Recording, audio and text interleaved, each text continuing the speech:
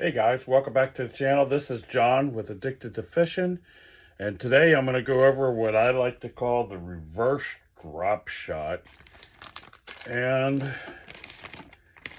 a couple of my favorite baits to throw on it. Okay guys, life's been really busy for me.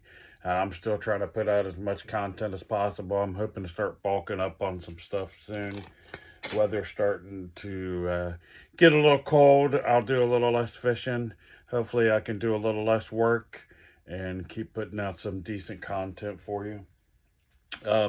So today I'm going to show you what I call the reverse drop shot and how it works. I throw it on spinning tackle. You can see I got a little drop shot weight here down to the bait. So basically, all you need to get started with this, I throw it on spinning tackle. You can throw it on BFS gear if you like. I think I have 15-pound braid to a 6-pound mono leader there. I'm going to show you a few of the baits. Hooks and drop shot weights, really not going to go into too much of that, but pretty much anything you're using a drop shot will work. I like picking up the cheapest little drop shot weights I can find. These happen to be the small cylinders. Let me see if I can pull one out here real quick. And in certain situations where I need them, I will go to the large cylinder. One of the cool things about these guys, if you're, and it's one of the reasons why I kind of started doing this, is if you are using this method, you could quickly spread these open to kind of make this and turn it into a free rig.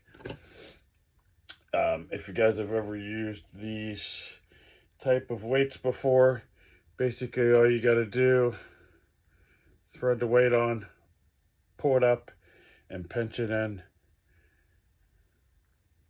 So the difference between what I'm rigging and a regular drop shot is, a regular drop shot, this weight is here, and then the hook is up at the top. And we'll only go a few inches to kind of show you. In my rig, it's different. I'm putting the weight here and a hook down on a lead. And like I said, one of the advantages to it is if I decided to go to a free rig, I can spread this little clip open. And now I went from drop shot to free rig. Put that away for you. I did grab a couple little hooks here. One of the little trocar hooks. It's got that little keeper on it. I like this little hook a lot. And then this is just a little VMC hook. Either one of those work out fine. Any of your little drop shot hooks work out great. I don't like the smallest little octopus hook, so to say. Let me pull one of them out. I got it right here. Maybe. I mean, you can get away with this hook as well.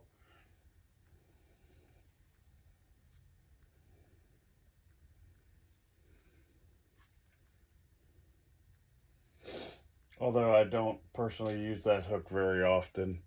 So basically what I'm trying to do versus a drop shot, where the drop shot is you throw it out and you're kind of bouncing it with the weight off the bottom.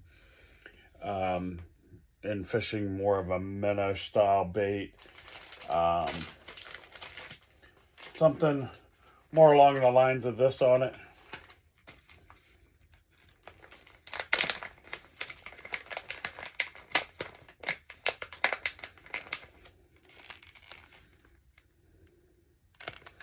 This just happens to be a CMA bait, you know. They don't even really give it a name other than Dr. Fish, almost real soft bait. But most of the time you're just nose hooking that, and you're kind of bouncing it, kind of with your rod. And of course, the weight being on the bottom, the lure is above it. It gives a real natural presentation. You can Texas rig some of them to keep them a little more weedless. But what I have found, and it just was by chance that I started doing this, and I get a lot of bites, catch a lot of fish on this rig. So to me, it's a proven rig for myself anyway.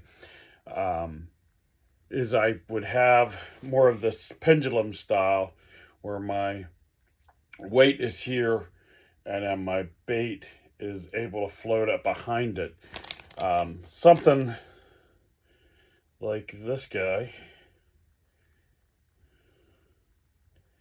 If I can get it off of the head here. This is a great bait to throw on that rig. Yeah, I can't get it off that Ned rig. That's the problem with a lot of these Z-Man heads. But like this little TRD crawl. Anything that's in that TPE. I like the little hogs. Z-Man hogs.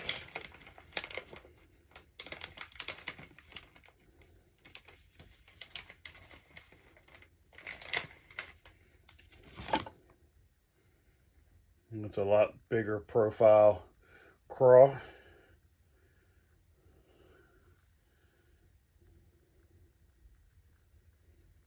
Sometimes I'll cut these off and make them a little shorter. But any of that TPE type material is great for this.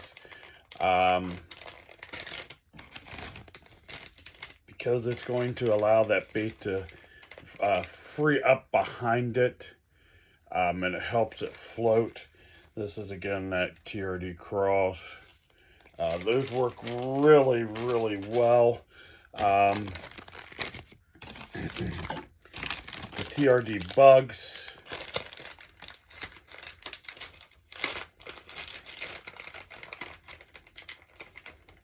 Real slimline type punching bait profile. When you want to get one out, you get them all. Okay. Okay, Z-Man. It's a beaver style bait. I really like these little bugs. Like I said, any of that TPE or Elastec type baits work really well because that bait tends to float. So you're bringing it up behind it. It's kind of like the free rig, except for instead of free rigging where the weight's able to go up and down the line, this is more pegged. A little larval style bait. Oh, this happens to be a Bear King.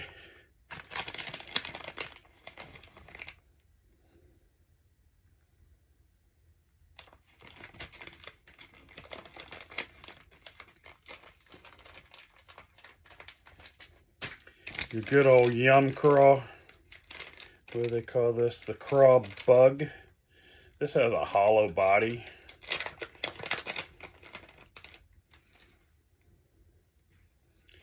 As you can see, I'm using more of like creature style baits for drop shotting.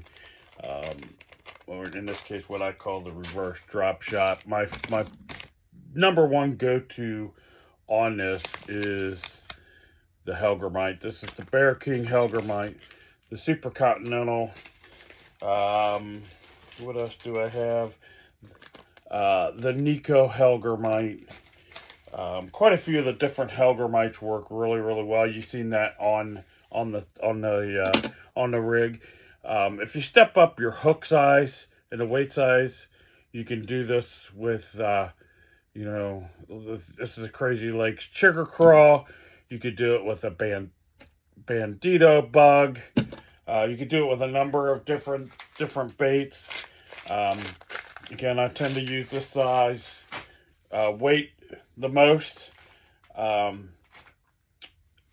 it's primarily my uses with these creature style baits and crawls. I think that's where this bait really, or this little, not bait, but this little system works the best. It does work really, really well, surprisingly. With minnow style baits as well.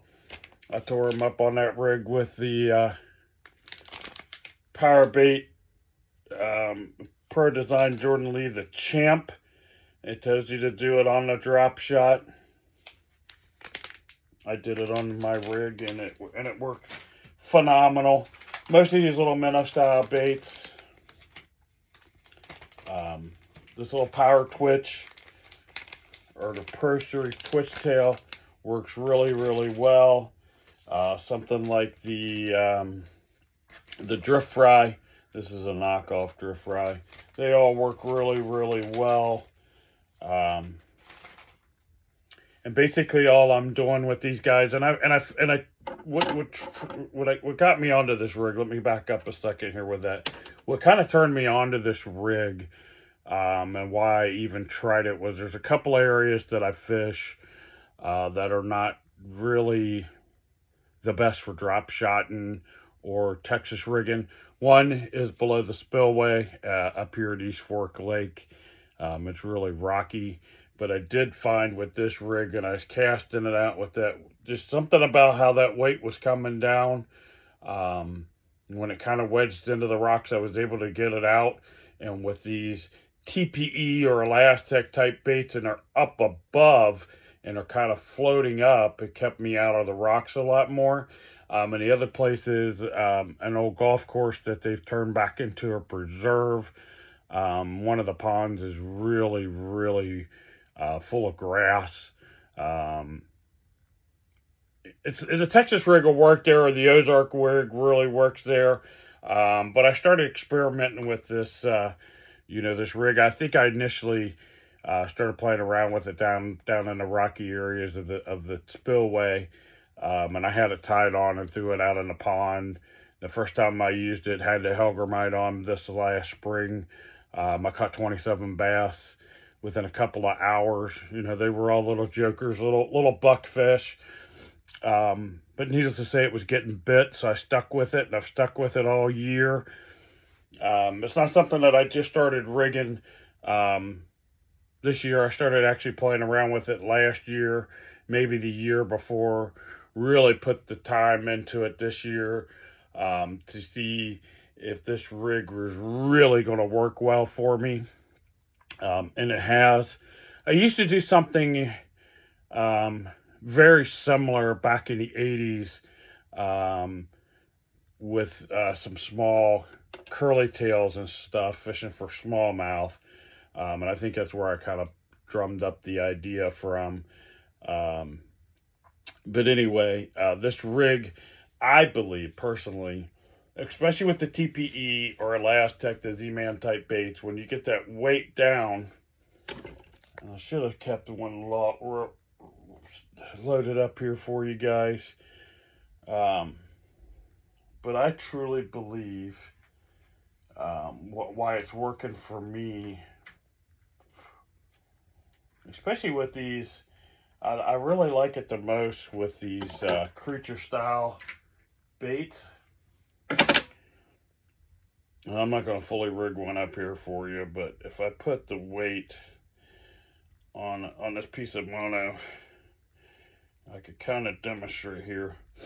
So I think what's helping me is when this is coming down here, and this hand here, and I'll use this Bandito bug. I'm not going to rig it up, but when you get this weight down here and this TPE type lure that's able to free kind of flow behind it, because once it's hit bottom, the weight, and this little TPE weight kind of gives it really a lifelike motion behind it.